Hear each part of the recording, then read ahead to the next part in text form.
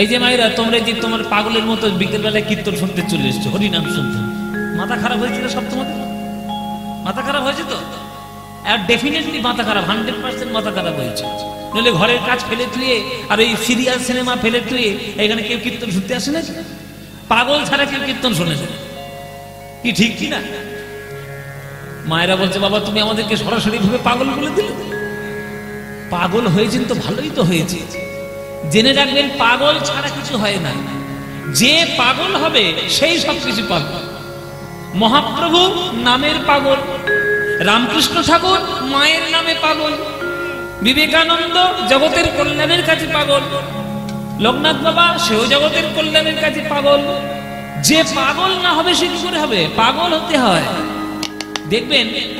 দেখবেন পাড়ার মধ্যে কোনো ছেলে মেয়ে যদি খুব ভালোবাসে একে অপরকে, লোকে বলে না পাগলের মতো ভালোবাসে। তা পাগলের মতোই তো ভালোবাসাটা চাই, তাহলে পাবেন কি করে? আপনি সুস্থ স্বাভাবিক থাকলে ভগবানকে পাবেন না। কেননা যখনই আপনি ভগবানকে ডাকতে যাবেন, বিচার বুদ্ধি আপনার বাধা দেবে। কিন্তু রামকৃষ্ণ পাগলের মতো মাকে ভালোবাসে, বলে তুই দেখা দিবি নি, দেখ আমি তোর সামনে কি করি। বলে মায়ের খাড়াটা পেড়ে নিয়ে এসে নিজের মুন্ডু কাঁদবে বলে মায়ের সামনে উদ্ধত হয়েছে। পাগলের মতো উদ্ধত হয়েছিল বলেই ওই জগত্তারিণী মা সঙ্গে সঙ্গে রামকৃষ্ণের হাত ধরেছে। তো ওই পাগলের মতো ভালোবাসাটা না থাকলে ভগবানকে পাবো কি করে? ওই পাগলের মতো ভালোবাসা চাই।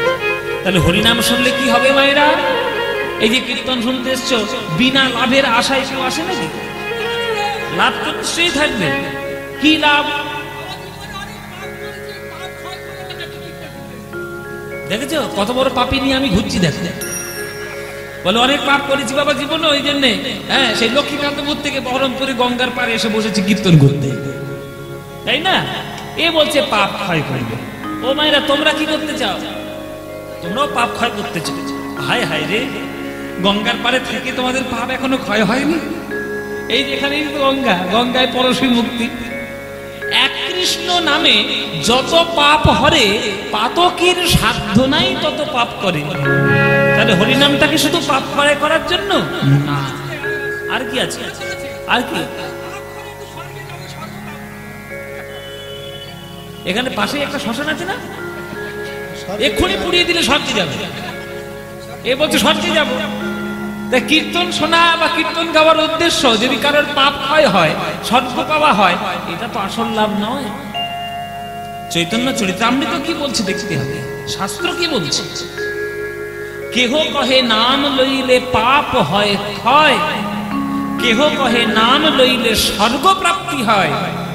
কিন্তু ঠাকুর হরিদাস কহে নামের শুধু দুই ফল নয়, নাম লইলে কৃষ্ণ পদে মধুর প্রেমের উদয়। কীর্তন শুনতে এসে, কীর্তন গাইতে এসে, কীর্তন করতে এসে তুমি যদি ভগবানের প্রতি প্রেম কুড়িয়ে নিতে না পারো, তাহলে আর কি হলো? প্রেম হলো আসল কথা, প্রেম হলো আসল কথা। তাই হরিনামের প্রধান লাভ বা কীর্তনের প্রধান লাভ রাধা গোবিন্দের প্রেম আস্বাদন করা।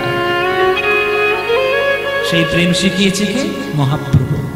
মধুর বৃন্দা বিপিন মাধুরী, মধুর বৃন্দা বিপিন মাধুরী, মধুর বৃন্দা বিপিন মাধুরী, মধুর বৃন্দা বিপিন মাধুরী, প্রবেশ চাতুরী সার, মধুর বৃন্দা বিপিন মাধুরী, প্রবেশ চাতুরী সার। বরজ যুবতী ভাবের ভগতি, বরজ যুবতী ভাবের ভগতি, সকতি হইত কার, সকতি হইত কার।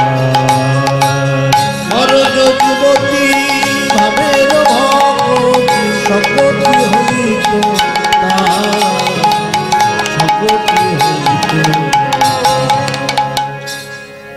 তোমরা যারা গান শুনতে এসছো, কারা কারা বৃন্দাবন গেছে দেখি হাত তোলো। বৃন্দাবন কে গেছে? বাহ, এ তো অনেকেই গিয়েছে।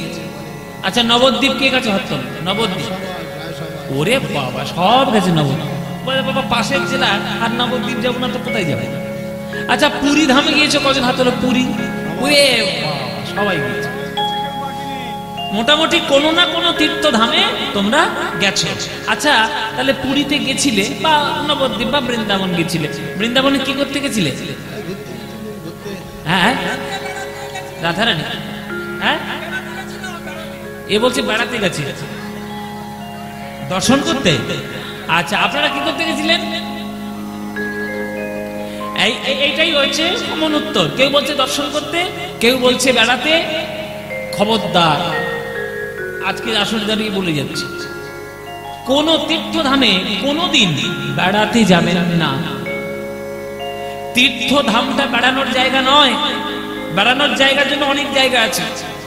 দার্জিলিং চলে যাও, গ্যাংটক চলে যাও, দীঘা চলে যাও, গোয়া চলে যাও, হনুলুলু চলে যাও। এ নাম আমি বলতে পারবো তো কি বলবো? হনুলুলু নয়, হনুলুলু, ওটা জাপানে আছে। তুই জানিতেই পারবি না কোনোদিন। আমি আপনাদেরকে বলি, বেড়ানোর জায়গায় বেড়াতে যান, দয়া করে ভক্ত সঙ্গ ছাড়া তীর্থধামে কোনোদিন যাবেন না। কেননা অভক্তদের সঙ্গে নিয়ে তীর্থে গেলেই তারা শুধু ভালো হোটেল খুঁজবে আর গিয়ে বাথরুম খুঁজবে। এইটা এখনকার দিনে স্বভাব বাবা, বাস্তব কথা বলছি। কিন্তু তীর্থধামটা তীর্থ করতে গেছি, সেখানে হোটেল খুঁজতে গেছি না বাথরুম করতে গেছি? একদম নয়। কোনোদিন আপনারা ভক্ত সঙ্গ ছাড়া তীর্থে যাবে, এটা ভেতরের কথা, আমি বাইরের কথা বলছি। কেন না, তীর্থধামটা বেড়ানোর জায়গা নয়, তীর্থধামটা প্রবেশ করার জায়গা। ওখানে বসে সাধনা করতে হয়। তীর্থ মানেটা জানতে, সেটাই বুঝবেন। তীর্থ যেখানে গেলে নিজের আধ্যাত্মিক এবং শারীরিক মানসিক সমস্ত কিছুকে উত্তীর্ণ করা যায়, সেটাই তো তীর্থ। আপনি উত্তীর্ণ করতেই পারলেন না, তাহলে তীর্থ কি করলেন? অভক্তদের সঙ্গে নিয়ে কোনোদিন তীর্থে যাবেন না, আর কোনোদিন তীর্থে বেড়াতে যাবেন না। তীর্থে প্রবেশ করতে যেতে হয়। পকেটে পয়সা থাকলে বেড়ানো যায়, পকেটে পয়সা থাকলে বেরিয়ে আসা যায়, কিন্তু পকেটে পয়সা থাকলে গুরু কৃপা পাওয়া যায় না, রাধা গোবিন্দের কৃপা পাওয়া যায় না। আমার পকেটে পয়সা আছে, আমি চলে গেলাম বৃন্দাবনে, আমার যাওয়া আর একজন গিয়ে সেখানে বসে গোপী অনুরাগে রাধা কৃষ্ণের ভজন করে সেখানে গোপী ভাব লাভ করে সে রাধা কৃষ্ণের প্রেম লাভ করছে, এইটা আকাশ পাতাল পার্থক্য। দেখুন পদাবলীর লাইন কি বলছে, বরজ যুবতী ভাবেরও ভকতি সকতি হইতকা, মধুর বৃন্দা বিপিন মাধুরী প্রবেশ চাতুরিষা। প্রবেশ করতে হয়, দর্শন বেড়ানো নয়। হ্যাঁ, তাই আগামীতে আপনারা যে কোনো তীর্থধামে যখন যাবেন, তখন দয়া করে অভক্তদের সঙ্গে নিয়ে যাবেন না, মনে ভক্তি নিয়ে যাবেন। আর তীর্থধামে গিয়ে সেইখানকার ভক্তি লাভ করার জন্য যাবেন, অন্য কিছু না। হ্যাঁ, তাই বরজ যুবতী ভাবের ভকতি, ভাবের ভকতি সকতি হইতকার, সকতি হইতকার। বরজ যুবতী ভাবের ভকতি সকতি হইতকার, সকতি হইতকার। গাও গাও পুণ্য গৌরাঙ্গের গুণ, গাও গাও গাও গাও পুণ্য গৌরাঙ্গের গুণ, গাও তোমরা গাও, তোমরা গাও, তোমরা গাও, তোমরা গাও, গাও গাও পুণ্য গৌরাঙ্গের গুণ। কিন্তু শর্ত একটা, সরল করিয়া মন, আগে সরল করিয়া মন, সরল করিয়া মন, সরল করিয়া। কিছু মনে করবেন না, খুব একটু কটু সত্য কথা আপনাদের বলি, কিছু মনে করবেন না। কীর্তনের আসরে এসে খুব গড়াগড়ি দিয়ে কান্নাকাটি করছে, লুটোপুটি খাচ্ছে, লোকে দেখে মনে মনে ভাবছে, বাহ খুব ভক্ত গো, খুব ভক্ত। ওমা, কীর্তন শুনে গিয়ে বাড়িতে গিয়ে পাড়া প্রতিবেশীর সঙ্গে ঝগড়া শুরু করেছে। তোর জল আমার বাড়ি এলো কেন, তোর ছেলে আমার ঘরে নোংরা ফেলেছে কেন, তোর ডালটা আমার চালে পড়লো কেন। আরে এই 3 ঘন্টা ধরে ধরে যে ভক্ত সাজার যে ভান করলে, তাহলে তুই ভক্ত সাজলে না ভণ্ড হলে? মন যদি সরল করতে না পারো তাহলে ভণ্ড ভক্ত হওয়ার কোনো মানেই হয় না। যদি মন পবিত্রতায় থাকে তাহলে তুমি যে অবস্থাতেই থাকবে সেই অবস্থাতেই ভগবান তোমায় দর্শন দেবে। জেনে রাখবে, জঙ্গলে 2 প্রকারের গাছ, একটা বাঁকা একটা সোজা। যেগুলো বাঁকা গাছ হয় সেগুলো একটাই কাজে লাগে, চিতার কাজে, জ্বলতে কাজে লাগে। আর যেগুলো সোজা গাছ হয় অনেক কাজে লাগে, আলমারি, খাট বিছানা, টেবিল, চেয়ার, নানান রকম জিনিসপত্র তৈরি করতে কাজে লাগে। তুমিও যদি সরল হতে পারো তাহলে তুমিও জগতের কল্যাণ কার্যে লাগবে। আর তুমিও যদি ওই গান শুনতে এসে ভক্তগিরি দেখাচ্ছ আর বাইরে গিয়ে মনটা এমনি জটিল ভর্তি, কার সর্বনাশ করবো কি করে, হ্যাঁ, এই যদি মনে থাকে তাহলে তোমার ওই সব ভক্ত হয়ে কোনো লাভ নেই। গাও গাও পুনো গৌরাঙ্গের গুণ, যত খুশি গাও, কোনো চিন্তা নাই, কিন্তু সরল করিয়া মন, আগে সরল করিয়া মন, ওই সরল করিয়া মন, সরল করিয়া গাও গাও পুনো গৌরাঙ্গের গুণ, সরল করিয়া মন। একবার ভেবে দেখো তো নিতাই গৌরাঙ্গের জীবনটা। এ ভব সংসারে এমন দয়াল, হে ভব সংসারে এমন দয়া, এ ভব সংসারে এমন দয়াল, হে ভব সংসারে এমন দয়া, নাহি পাবে একজন, হে ভব সংসারে এমন দয়া, নাহি পাবে একজন, এমন দয়াল আর পাবে না, এমন দয়াল আর পাবে আমার না। নিতাই গৌরাঙ্গের মতো এমন দয়াল আর পাবে না। নিতাই গৌরাঙ্গের মতো এমন দয়াল আর পাবে তোমরা না। খুঁজে খুঁজে দেখতে পারো এমন দয়াল আর পাবে না। খুঁজে খুঁজে দেখতে পারো এমন দয়াল আর পাবে তোমরা না। বিচার করে দেখতে পারো এমন দয়াল আর পাবে না। বিচার করে দেখতে পারো এমন দয়াল আর পাবে না। তোমরা খুঁজে খুঁজে দেখতে পারো এমন দয়াল আর পাবে না। খুঁজে খুঁজে দেখতে পারো এমন দয়াল আর পাবে না। যারা হাতে ধরে পায়ে পড়ে এমন দয়াল আর পাবে না। হাতে ধরে পায়ে পড়ে এমন দয়াল আর পাবে ও না। হাতে ধরে পায়ে পড়ে হরি বল বলে, হাতে ধরে পায়ে পড়ে হরি বল বলে, হাতে ধরে পায়ে পড়ে হরি বল বলে, হাতে ধরে পায়ে পড়ে হরি বল বলে, এমন দয়াল আর পাবে না। এমন দয়াল আর পাবে না, এমন দয়াল আর পাবে না, এমন দয়াল আর পাবে না। এ ভব সংসারে এমন দয়াল আর পাবে না। মনে করো নিত্যানন্দ, তুমি রাস্তা দিয়ে হেঁটে হেঁটে যাচ্ছ, কোনো অজানা আছেন একটা লোক এসে ধুম করে মেরে চলে গেল, তুমি তাকে ছেড়ে কথা কইবে? এখনকার দিনে কেউ কয়? সে মারলো, তুমিও ঘুরিয়ে মারলে একটা চল,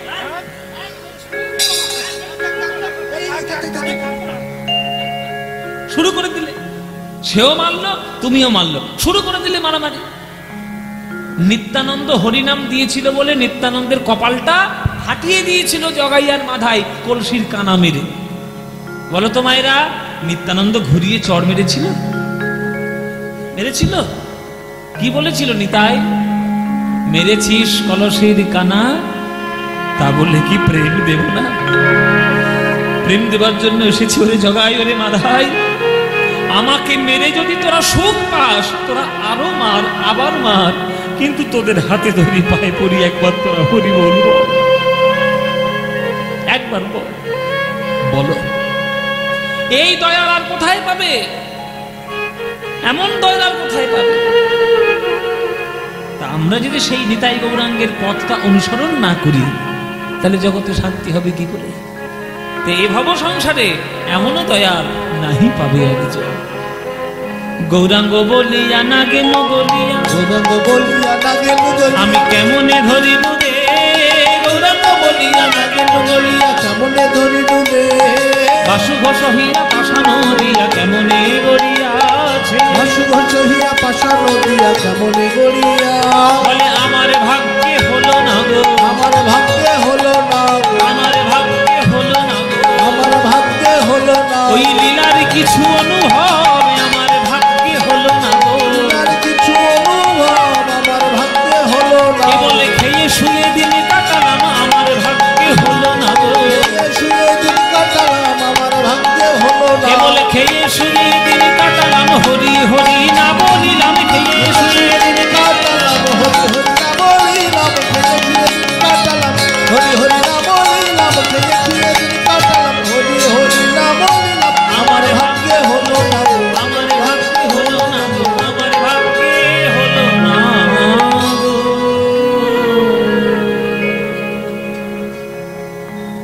পদকর্তা বাসুদেব ঘোষ বলছে আমার ভাগ্যে হলো না। তাহলে বাসুদেব ঘোষ হচ্ছেন গৌরচন্দ্রিকার সর্বশ্রেষ্ঠ পদকর্তা, তিনি বলছেন আমার ভাগ্যে হলো না। মায়েরা চিন্তা করুন, তাহলে আমাদের দশা কি, আমাদের কি দশা? তাই যতক্ষণ পারবেন, যতক্ষণ সুযোগ থাকবে, যতক্ষণ আপনাদের ভালো লাগবে, মনে হবে গৌরাঙ্গের নাম গাইবেন সঠিকভাবে, সুন্দরভাবে, নইলে হবে না। জানো, যে পুরী ধামে যখন মহাপ্রভু ওই জগন্নাথের দিকে তাকিয়ে তাকিয়ে অঝোর ধারায় কাঁদত, নয়নের ধারায় মহাপ্রভুর একেবারে বক্ষস্থল ভেসে যেত, সেই জায়গায় কাঁদতে কাঁদতে চরণ চিহ্ন ওই পাথরে পড়ে গেছিল। মানে মহাপ্রভুর প্রেমাগ্নিতে একটা পাথর পর্যন্ত গলে গেছিল। পাথরটা মনে মনে ভাবলো যে গৌরাঙ্গ মহাপ্রভু জগন্নাথের দিকে তাকিয়ে এত নয়ন জল ঝরাচ্ছেন, তার চরণ চিহ্ন যদি বুকে ধরতে পারি তাহলে জীবন আমার ধন্য হবে। আমি পাথর হয়েছি তাতে কি, মহাপ্রভুর চরণের চিহ্ন পড়ে গেল এই পাথরের উপর। সে পাথর এখনো রাখা আছে আলারনাথ মন্দিরে। ওই সাধারণ লোকেরা ওই পাথরের উপর পা দিয়ে দিয়ে চলে যেত। আর আমাদের রাধারমণ চরণ দাস দেব, বিরাট বড় বৈষ্ণব, তিনি ভাবলেন যে মহাপ্রভুর পদচিহ্নে সাধারণ লোক পায়ে দেবে। রাজার সঙ্গে কথাবার্তা বলে খুব বিশেষভাবে সলা পরামর্শ করে ওই নির্দিষ্ট ওই পাথরটুকু কেটে নিয়ে আলারনাথ মন্দিরে প্রতিষ্ঠা করেছে। তাহলে একটা পাথর যদি বুঝতে পারে যে মহাপ্রভুর প্রেমের হৃদয়ের কেমন, আমরা তো মানুষ, আমরা কেন বুঝলাম না? তাহলে আমাদের হৃদয়টা পাথরের থেকে আরো কঠিন, তাই আমরা মহাপ্রভুর কৃপা বুঝিনি। যদি বুঝতাম তাহলে মহাপ্রভুকে নিয়ে এই রকম চারিদিকে আমরা উল্টো পাল্টা কিছু করতাম না, তার সঠিক অনুসরণ করতাম। তার হৃদয়ে, আমাদের হৃদয়ে তার প্রেম জায়গা দিয়ে তারই নাম গান আমরা মত্ত থাকতাম। কিন্তু এখনো কিছু দুর্ভাগা বাঙালি আছে যারা মহাপ্রভুর গুরুত্ব বোঝে না। ওই ভগবান হয়েছে কি না হয়েছে সেই নিয়ে শুধু মত্ত। মহাপ্রভু সমাজের জন্য যে কি করে গেছেন সেইটা কখনো বুঝলো না। যদি বুঝবে যেদিন, সেদিন তার প্রেমও হবে, হৃদয়ে পাথরটাও গলবে। আর হৃদয়ে পাথরে যেদিন গলবে সেদিন নয়ন থেকে অবিরত অশ্রুধারা বয়ে পড়ে। কেননা ওই মহাপ্রভুর প্রেমের মূল কথা হলো চোখের জলে ভগবানকে ডাকো। সেই মহাপ্রভুর গৌরচন্দ্রীকে একটা আস্বাদন করলাম আমরা। আজকের আমরা যে বিষয়টা আস্বাদন করব সেই বিষয়টা মহাপ্রভুর সঙ্গে রিলেটেড, সম্পর্কিত। জেনে রাখবেন, এমনি এমনি কোনো কথা জগতে হট করে প্রচার হয়ে যায় না। প্রত্যেকটা জিনিসের একটা মাধ্যম থাকে। আমরা প্রেম পেয়েছি কার জন্য? মহাপ্রভুর জন্য। কিন্তু মহাপ্রভু প্রথম প্রেমের সন্ধান কাদের কাছ থেকে পেয়েছেন তাদের কথাও যদি আমরা না জানি তাহলে সঠিক শ্রদ্ধা মহাপ্রভুকে করা হবে না। মহাপ্রভু যখন শ্রীকৃষ্ণ চৈতন্য হয়ে গেছিলেন তখন পুরী ধামে যখন থাকতেন 5 জনের রচনা মহাপ্রভু নিজে আস্বাদন করতেন। 5 জন, 5টা কবির রচনা, পদ, সাহিত্য মহাপ্রভু আস্বাদন করতেন।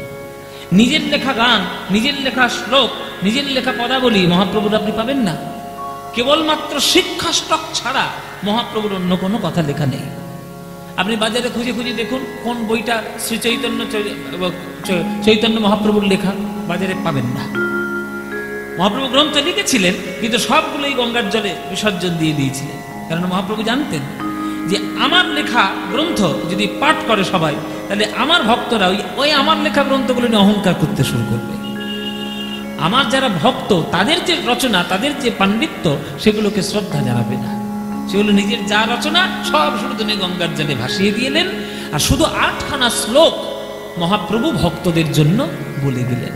সেই 8খানা শ্লোকই আমরা সবসময় পাঠ করি জীবনে। কিন্তু মহাপ্রভু যাদের কাছে প্রেম রত্ন পেয়েছেন, সন্ধান পেয়েছেন, তারা হলেন 5 জন। 5 জন কে কে? চৈতন্য চরিতামৃতে পরিষ্কার করে লেখা, চণ্ডীদাস বিদ্যাপতি, রায়ের নাটক গীতি, কর্ণামৃতম গীত গোবিন্দম, স্বরূপ রামানন্দ সনে মহাপ্রভু রাত্রি দিনে গায়ে শোনে পরম আনন্দ। এই কীর্তন গান সঠিক মনে সঠিকভাবে যদি কেউ আস্বাদন করে, সঠিক কীর্তন, তার মনের মধ্যে যে প্রেম ভাব তৈরি হবে সেটি পৃথিবীর অন্য কোনো গান বাজনার মধ্যে পাওয়া যায় না। এটা আমি একজন কীর্তনিয়া হয়ে বলছি তা নয়, এটা সমস্ত মহাপুরুষদের একই কথা, একই বক্তব্য। কেননা জগৎ আপনি যা দেখছেন চারিদিকে, যা তাকাবেন চারিদিকে, সবই হচ্ছে অশান্তির জায়গা, সবই ধুধু বালু চর। জানেন তো, সমুদ্রের লবণাক্ত জল পান করলে কখনো পিপাসা কোনোদিন মেটে না।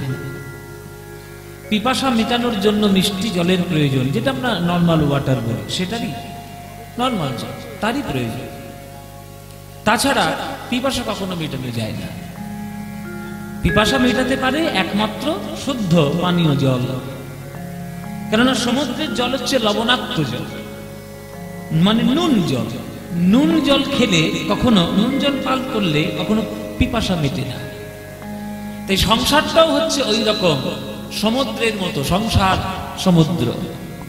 কিন্তু যেটাই আপনি পান করবেন, যেটাই আপনি খাবেন, সেটাই সবটাই হচ্ছে লবণাক্ত, কামনা বাসনা আসক্ত দিয়ে তৈরি।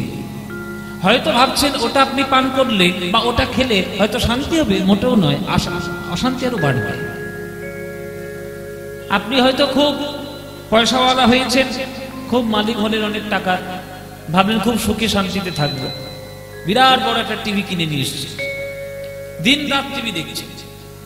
টিভি দেখতে দেখতে নেশা আপনার এত হয়ে গেল, আপনি এত টিভি দেখলেন যে আপনার চোখটাই হয়ে গেল খারাপ। তাহলে টিভিটা কি আপনাকে শান্তি দিল? অশান্তি বাড়ালো। গরমে আপনি থাকতে পারছেন না, আপনার এসি একটা আপনি বাড়িতে কিনে নিয়ে এলেন। ডাক্তার বলেছে বা সবাই যারা বিদগ্ধ মানুষ, জ্ঞানী মানুষ, তারা বলে দিয়েছে যে বাইরের যা টেম্পারেচার থাকবে তার থেকে 2-3 ডিগ্রি কম রাখবে, এর থেকে বেশি রাখবে না। তুমি একেবারে হিমশীতল ঘর করে দিলে, ওই হিমশীতল ঘরের মধ্যে তুমি দিন রাত থাকছো গরমের মধ্যে। এমন থাকলে এমন অসুখ ধরলো যে তোমার সর্দির এমন ধান্দা হয়ে গেল, তোমার বুক থেকে কফ যাচ্ছেই না, শরীরটা খারাপ হয়ে গেল। তাহলে এই এসিটা কি আপনাকে শান্তি দিল? আপনি যেটাই সুখের সন্ধান বলে যেটাতেই আপনি হাত দিচ্ছেন, সেটাই আপনাকে অসুখের সন্ধান দিয়ে দিচ্ছে, শান্তি কিছুতেই দিচ্ছে না। কিন্তু কারোর যদি কেউ ভাগ্যক্রমে, সৌভাগ্যক্রমে কেউ যদি সৎসঙ্গে পড়ে, কেউ যদি একবার গুরুর চরণ সান্নিধ্যে গিয়ে যদি কেউ একবার গৌর আর গোবিন্দের প্রেমামৃত মাধুরী পান করতে পারে, আর কি তার কখনো অশান্তি থাকতে পারে? জীবনে শুধু শান্তি শান্তি। দেখবেন যারা ভক্ত হয় তাদের কাছে এসি গাড়ি নাই, এসি বাড়িও নাই, কিছুই নাই, রাস্তার পাশে হয়তো পড়ে আছে, একটা কচু পাতা মাথায় দিয়ে হয়তো বসে আছে, কিন্তু তার মতো শান্তিতে আর কেউ থাকতে পারে না। দেখবেন এই যে গঙ্গাসাগর মেলা আসছে, কত নাগা সন্ন্যাসী, উলঙ্গ সাধু, কত নাগা বাবা এসে ওই গঙ্গাসাগরে বসে থাকে। দেখবেন তারা জগতের কামনা কাঞ্চন, তারা সর্বরিপুকে তারা জয় করে, তারা নাগা সন্ন্যাসী হয়ে তারা জীবনটাই অর্পণ করে দিয়েছে ঈশ্বরের সেবায়। গিয়ে তাদের জিজ্ঞাসা করুন তো, স্বামীজি বা বাবাজি বা সাধু, এই যে সাধুজি, আপনি কি অশান্তিতে আছেন? তারা কোনো অশান্তিতে আছে? কোনো অশান্তি নেই। দিন রাত শুধু ঈশ্বরের সেবা করছে, ঈশ্বরের চিন্তা করছে, জগতের কল্যাণ কামনা করছে। তাদের যতটুকু, তাদের যা যা করণীয় করছে, তারা দিন রাত ঈশ্বরের সেবায় করে শান্তিতেই আছে। কিন্তু আমরা সংসারের সেবায় করে শান্তিতে থাকতে পারলাম কি? পারলাম না। কিন্তু পারবেন, নিশ্চয়ই পারবেন। সংসার থেকেও শান্তি করা যায়। তাহলে বলবেন শ্রীবাসের সংসার কি শান্তিপূর্ণ ছিল না? তিনিও তো সংসারী। আপনি সবই করছেন কিন্তু গৌরাঙ্গ মহাপ্রভুকে ডাকছেন না। তাহলে আপনার সংসার কি করে শান্তি হবে? আপনি কিছুই না করে শুধু যদি গৌরাঙ্গকেই ডাকেন, দেখবেন শান্তিতে আপনার সংসার ভরে উঠবে। আর আপনি সবই করছেন অথচ রাধা গোবিন্দের প্রেম গ্রহণ করছেন না, আপনার সংসারে কখনো শান্তি আসতেই পারে না। কারণ আপনার মনেই তো শান্তি নেই, আর মনটা শান্তি দেওয়ার জন্য প্রেম ছাড়া কোনো গতি নেই, আর প্রেম উপলব্ধি করার জন্য হরিনাম ছাড়া কোনো গতি নেই, আর হরিনাম গ্রহণ করার জন্য গুরু সান্নিধ্য ছাড়া অন্য কোনো গতি নেই। সেই মহাপ্রভু হচ্ছেন জগৎগুরু, নিত্যানন্দ জগৎগুরু। তাদেরকে যখন আমরা পেয়েছি, তাদের চরণেই যদি আমরা জীবনটাকে সঁপে দিতে না পারলাম, তাহলে শান্তি কোথায় পাবো? এই যদি গৌরাঙ্গ না হইতো, তবে কেমনে হইতো কেমনে ধরিতাম দে, শ্রীরাধার মহিমা প্রেম রসসীমা জগতে জানাতো কে। কত সহজ কথা, কিন্তু কত চিরসত্য কথা পদকর্তারা লিখে দিয়ে গেছেন পদাবলিতে। যখন মহাপ্রভু আসেননি পৃথিবীতে, আমাদের বাংলায়, ততদিন পর্যন্ত সারা ভারতবর্ষের মানুষ জানতো যে প্রত্যেকটি জীব ছুটে বেড়াচ্ছে চারটি জিনিস লাভ করার জন্য। কি কি? ধর্ম, অর্থ, কাম, মোক্ষ। এই চারটি জিনিস পাওয়ার জন্য দেখবেন আমাদের সবার মাথার ঘাম পায়ে ফেলতে হয়। ধর্ম, অর্থ, কাম, মোক্ষ। কিন্তু মহাপ্রভু এসে বললেন যে না, এটার থেকেও আরো বেশি দামি জিনিস হলো পঞ্চম পুরুষার্থ প্রেম। প্রেমই যদি হৃদয়ের মধ্যে তোমার তৈরি না হলো, তাহলে কি করে আর হবে? সেই প্রেম হচ্ছে আসল কথা। সেই প্রেম লাভ করতে হবে রাধা গোবিন্দের লীলা কীর্তনের মাধ্যমে, তাদেরকে স্মরণের মাধ্যমে, তাদেরকে বন্দনা করার মাধ্যমে, তবেই হবে। তাই বলছে হরি নাম হরি নাম হরি হরি বলো হরি নাম হরি নাম হরি হরি বলো হরি নাম হরি নাম হরি হরি বলো ভাই হরি নাম হরি নাম হরি হরি বলো। নাম বিনা কলি যুগে, নাম বিনা কলি যুগে আর গতি নাই, গতি নাই, গতি নাই। হরি নাম হরি নাম হরি হরি বলো হরি নাম হরি হরি বলো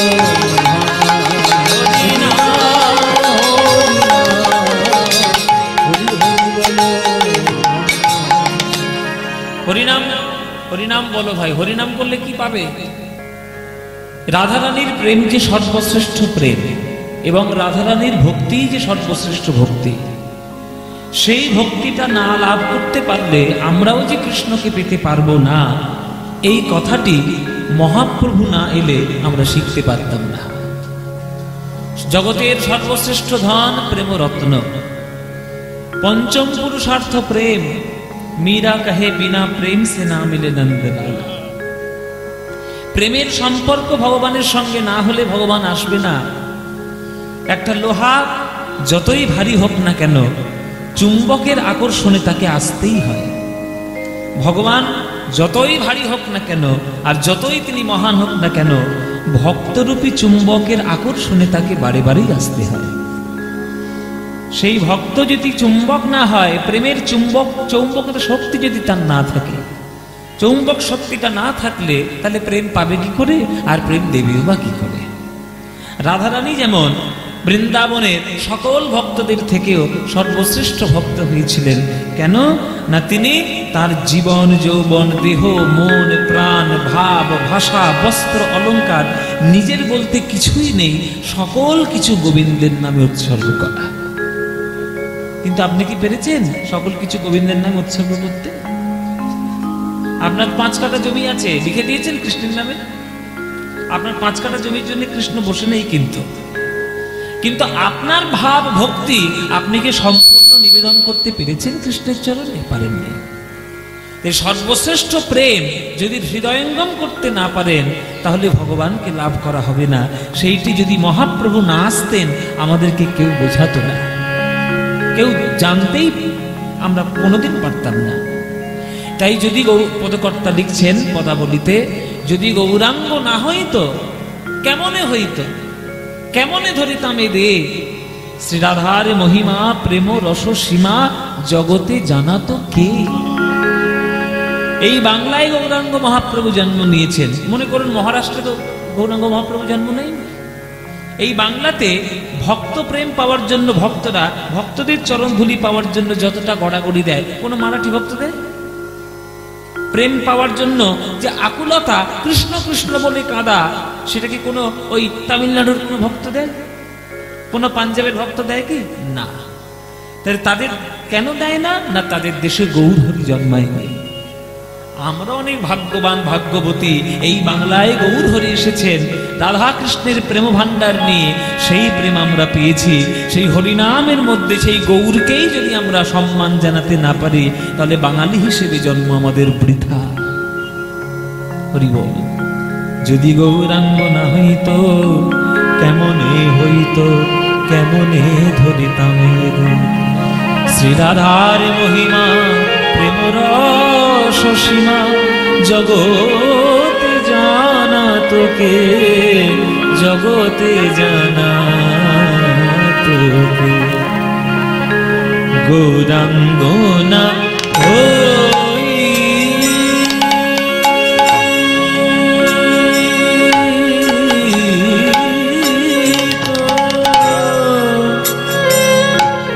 তবে কেমনে হইতো, বলো বলো বলো, কেমনে ধরিতাম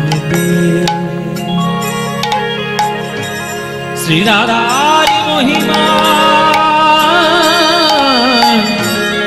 প্রেম রস সীমা জগতে জানা তোকে, জগতে জানা তোকে, জানা তোকে, জগতে জানা তোকে, জগতে জানা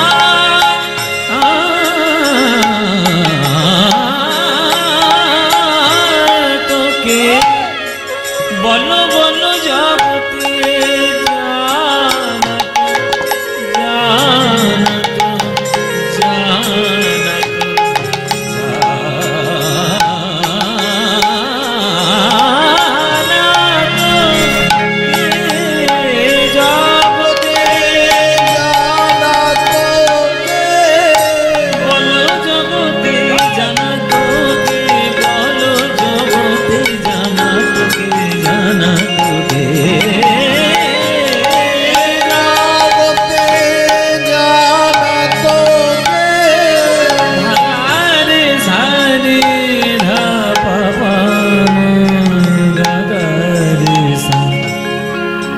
সারে গাধা বমগরি সারে রে পদা ধা বমগা নিনি ধা বমগা বমগা সানি ধা বমগরি সারে গা সারে গা সারে গা সারে গা পদা ধা পদা ধা পদা ধা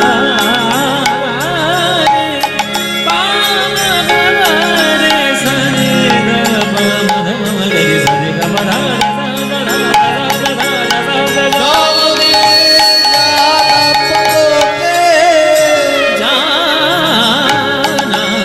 তোকে জানা তোকে, জানা তোকে, জানা তোকে, জগতে জানা তোকে। কেউ জানাতো না গো, যদি পৌর না আসিত কেউ জানাতো না গো। জীবের হাতে ধরে পায়ে পড়ে বলেছে হরিনাম, হরি বিনা জগতে কোনো গতি নাই, হরি বিনা জগতে কোনো গতি নাই। তাই বদন ধরে বলো একবার হরি হরি হরি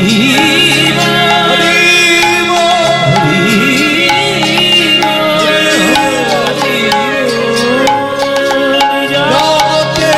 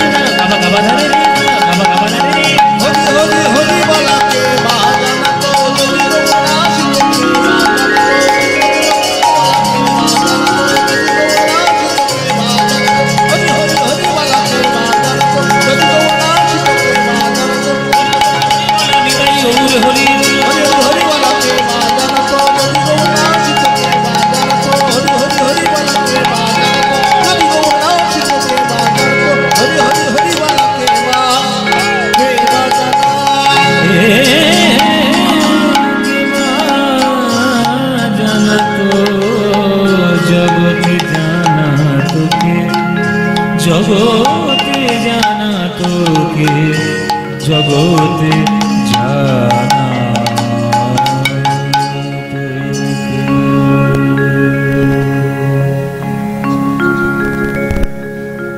चेतो दर्पण मार्जनम भव महा दावाग्नि निर्वापनम श्रेय कैरव चंद्रिका वितरणम विद्यावधो जीवनम आनन्दाम्बुधिवर्धनं प्रतिपदम् पूर्णामृतस्वादनं सर्वात्मस्नपनं परं विजयते श्रीकृष्ण संकीर्तनम्।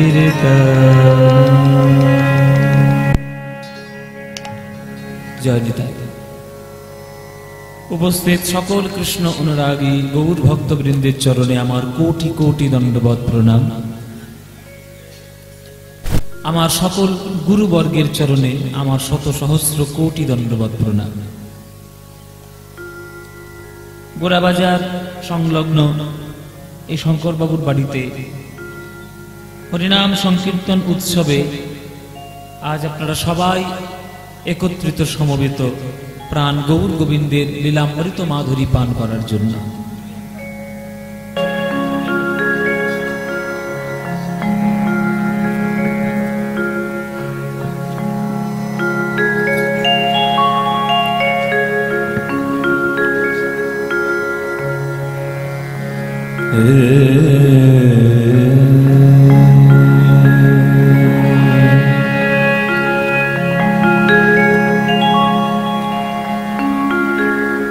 যদি গৌরাঙ্গ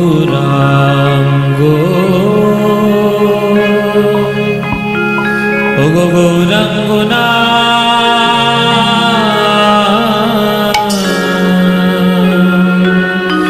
হই